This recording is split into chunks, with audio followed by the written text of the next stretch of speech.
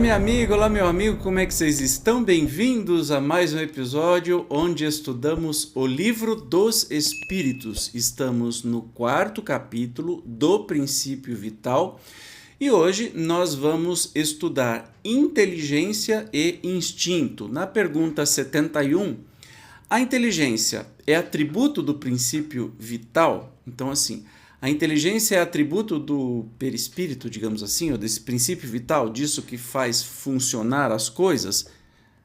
Não, pois que as plantas vivem e não pensam, só tem vida orgânica. A inteligência e a matéria são independentes, porquanto um corpo pode viver sem a inteligência, mas a inteligência só por meio dos órgãos materiais pode manifestar-se.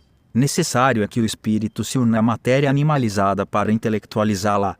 Então, daí a gente pressupõe que a inteligência é uma faculdade do espírito e não do corpo, né?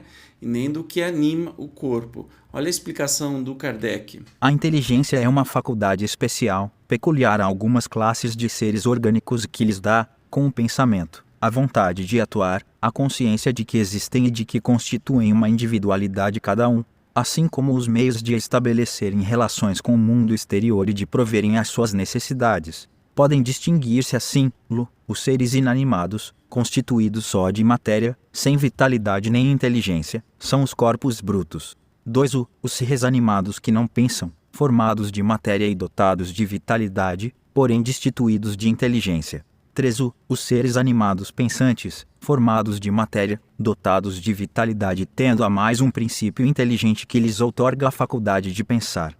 Fica mais claro assim, né? Então, inanimados, os animados, mas que não têm inteligência, e os seres animados pensantes.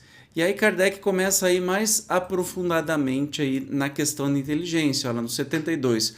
Qual a fonte da inteligência? Já o dissemos, a inteligência é universal. Opa, então já está começando a chegar em Deus. De onde vem essa inteligência? Da inteligência universal, ou seja, vem de Deus, né?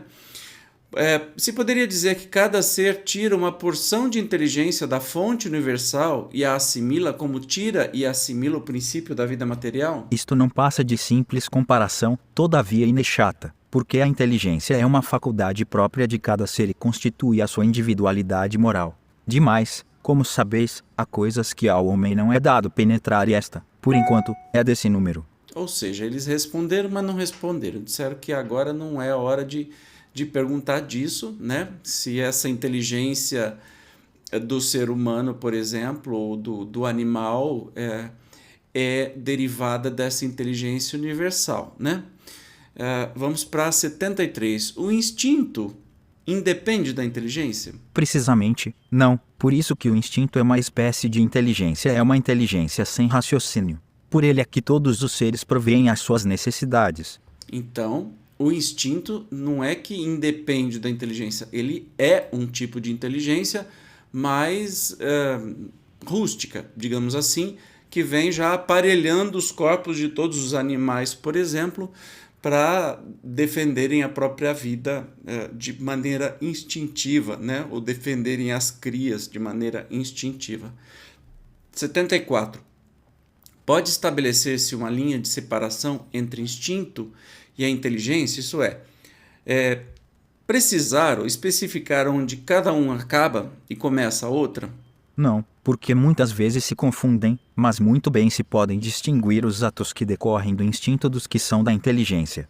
Então, não tem uma linha separando o instinto da inteligência, mas a gente meio que entende como ser humano, né? Onde começa. Você sabe como o seu cachorrinho, até que ponto que ele age por instinto e a partir de que ponto que ele age com inteligência, com amorosidade, não sabe? Com certeza sabe, isso é muito difícil de explicar, mas fácil de sentir. 75. É acertado, quer dizer, é correto dizer que as faculdades instintivas diminuem à medida que crescem as intelectuais, ou seja, quanto mais intelectualizado a gente for, menos instinto a gente vai ter? É fato isso? Aí eles dizem, não. O instinto existe sempre, mas o homem o despreza. O instinto também pode conduzir ao bem.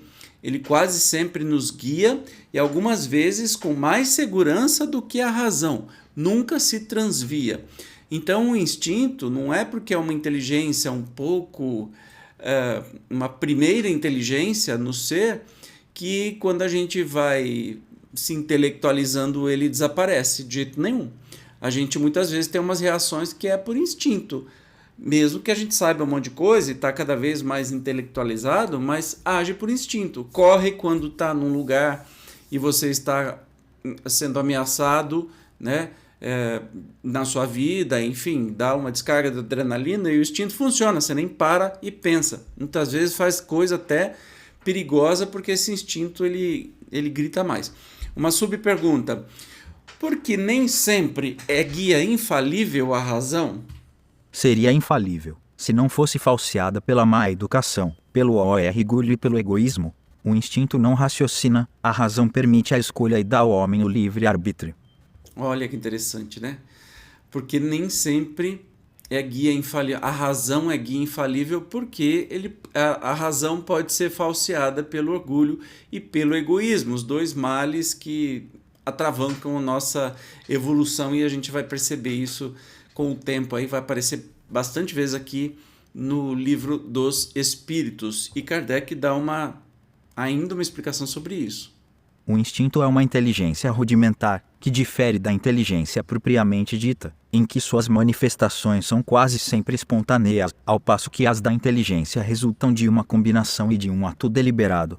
O instinto varia em suas manifestações, conforme as espécies e as suas necessidades. Nos seres que têm a consciência e a percepção das coisas exteriores, ele se alia à inteligência, isto é, à vontade e à liberdade. Então, o instinto, ele se alia à inteligência, ele não é desprezado, né?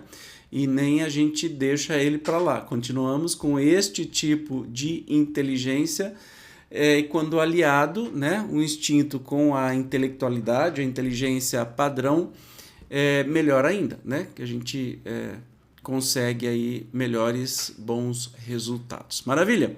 E com isso a gente fecha o 4º capítulo e também fecha a primeira parte do Livro dos Espíritos. E no próximo episódio nós vamos começar a segunda parte e o primeiro capítulo, a segunda parte que traz do mundo espírita ou mundo dos espíritos, e vamos estudar o primeiro capítulo que traz o título dos Espíritos.